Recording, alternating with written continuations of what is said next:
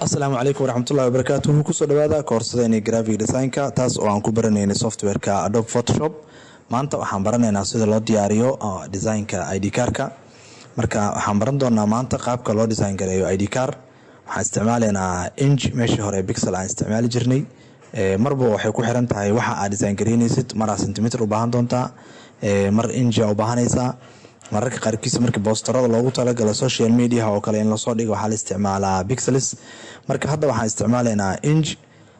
Width-ka waxaan ka dhiganaynaa markii aan rabno sawirkeena inuu noqdo ama ID card-keena inuu noqdo markii aan doonayno portrait inuu noqdo, macnaha istaag inuu noqdo. waxaan sameynaynaa 2.125 waxaan ka dhigaynaa width-ka, 3.375 waxaan ka dhigaynaa height-ka. haddii aad doonaysid in macnaha aad qaab jiif landscape u samaysid, haddii aad rabtana waa kala bedelaysaa kaliya kana inta ku qoriya kana inta saano kale marka aad qorto kaliya waxa ku dhufan kartaa meeshan ay ku qoran tahay orientation calaamadan waa landscape qaybtan kore ku soo mareysa. portrait haddii aan rabana kana dooranaya hoose ii soo marey.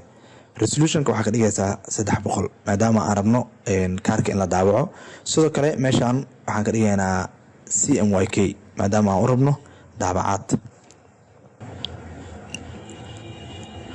okay inta markii aan sameeyno marka waxaan leenahay create. waxaan noo sameysmi doono cabirka aan rabnay. okay waxaan bilaabaynaa marka design. marka hore waxaan soo furanaynaa ellipse tool shape ah, kadibna shift aan qabanayaa waa sawira.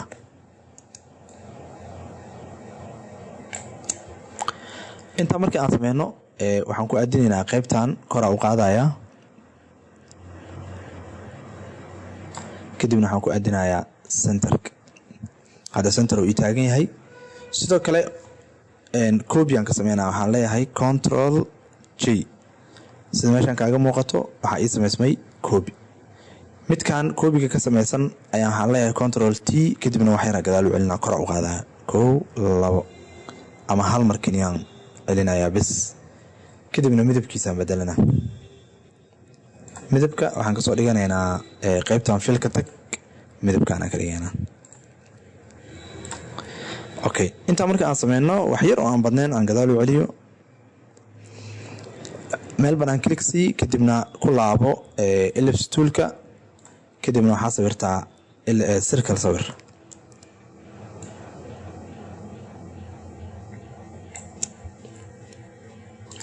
okay kor u soo qaad isagana inta oo kala keen, kadibna center-ka ku aadi, isagana midabkiisa aan bedelaynaa. waxaan ka dhigayaa qaybta filka aan ka soo bedelo maadaama hore aan u isticmaalay kalarada.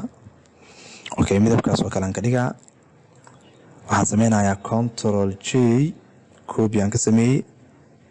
sida ku muuqata marka copy-ga waa kan, midka copy-ga ah oo koreeyo ayaan waxaan leeyahay control T, kadibna waan soo yareynaa xoogaa.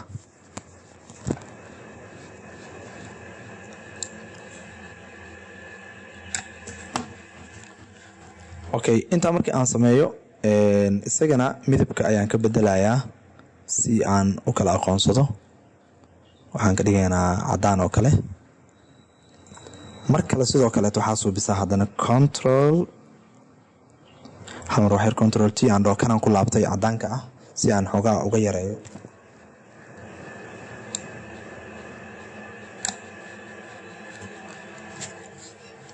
inta markaas weysid isagana waxaa kasii suubisaa copy kale control J deh. markasto midka kore oo copy-ga ku ah control T deh, kadibna waxaa qabataa alt iyo shift markaa soo yareynayso si cabir isla eg oo kugu noqdo.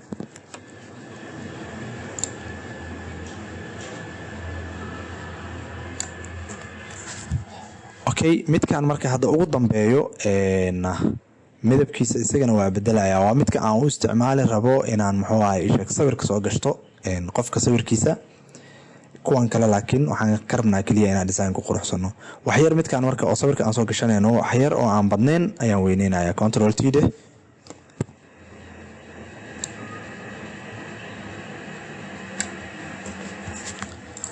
okay intaasoo kale markii aan ka sameeyo waxaan suubinayaa shape-kii ugu horeeyey ellipse tool-ka ahaa aan waxaan rabaa inaan kala jaro oo laba midab aan ka dhigo. si aan uga dhigo waxaan soo qaadanayaa mastarada, kadibna waxaa ku soo aadisaa dhexbartanka, dhexda ku aadi hubi inay dhexda taalo. Okay, inta markaas suubisid waxa soo qaadanaysaa calaamadan selectionka ah shape-ka right click ku dhig marka hore waxaad dhahdaa resize layer markii aad dhahdo wuxuu ku suurtagelinayaa shape-kaas inaad kala jari karto oo aad wax ka bedeli kartid. calaamadda marka waxaa soo qaadataa selection toolka ayadoo midkaan rectangle-ka kadibna qaybtan sawir qaybtan ku select garay right click ku dheh kadibna waxaa dhahdaa layer via cut. sida meeshaan kaaga muuqato marka waa lagu kala jaray labada shape. midka dhinacaas jiro midabkiisa ayaan bedelaynaa 2 mar click si kadib waxaa dhahdaa color overlay qaybta kalarada tag kadibna waxaan ka dhiganaynaa midabkan.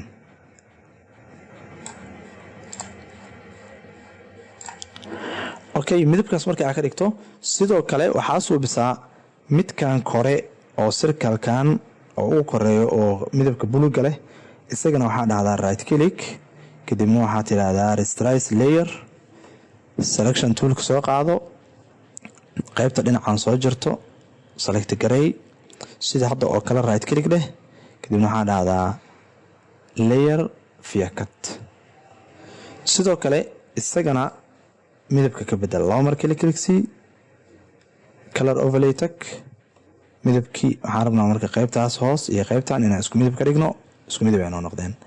Okay dheh inta markaas oo marka calaamadda aska bixinayna waxaan isticmaalaynaa kaliya inaan ku cabirano wasarada banaanka isaga saarayna sawirkii aan soo gashano marka qaybtan click si asagoo ku dooran ayaa waxa tagaysa meesha sawirka uu ku yaalo.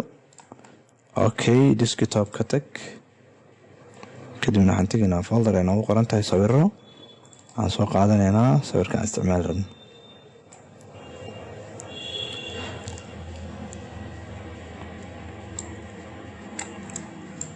sawirka meesha ku dul aadinayaa kadibna sida hore u soo baranay sawirka ayaa waxaad leedahay right click create clipping mask control T dheh si aad ula ekeysiiso falaaraha isticmaal sawirka ku aadi qaybta dhexe. inta marka aan suubino marka qaybta ugu muhiimsaneed ee design-ka waa suubinay qaybtan hoose oo aan rabnay inaan ku qoranno muxuu ahay company-ga oo kale sorry waxaan isticmaalaynaa rectangle shape company-ga website-kiisa oo kale ayaan qaybta hoose ku qoraynaa. qaybtaana informationka qofka aan u suubinay kaarka informationkiisa marka intuu noogu diyaarsan yahay waqti badan ma soo dhameynayna waa soo select gareynaynaa kadib waa soo qaadaysaa meeshaan ku soo deynaa.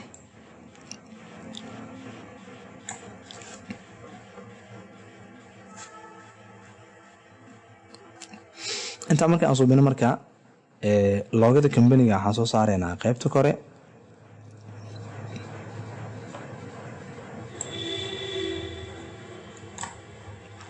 ayareyno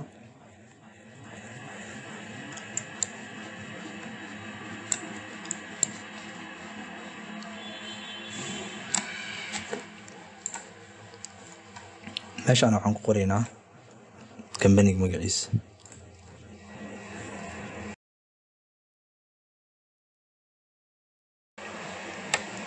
Okay, farta midabkeeda waxaan ka dhiganaynaa cadaan www.hasanxidig.com.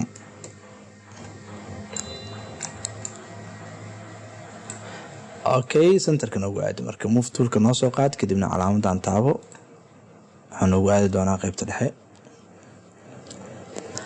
waxaan filayaa marka inaad fahanteen qaabka loo diyaariyo ama loo design gareeyo ID card. cashirkeena maanta halkaas ayaan ku ekeenaynaa. fadlan haddii aad channelka ku cusub tahay subscribe saar asxaabtaadana la wadaag gambaleelkana furo si ay kuu dhaafin casharada cusub. waa anigoo Xasan Abuukar Axmed Xasan Xidig oo idin leh ciid wanaagsan sida iyo nabadgelyo aad u mahadsantiin.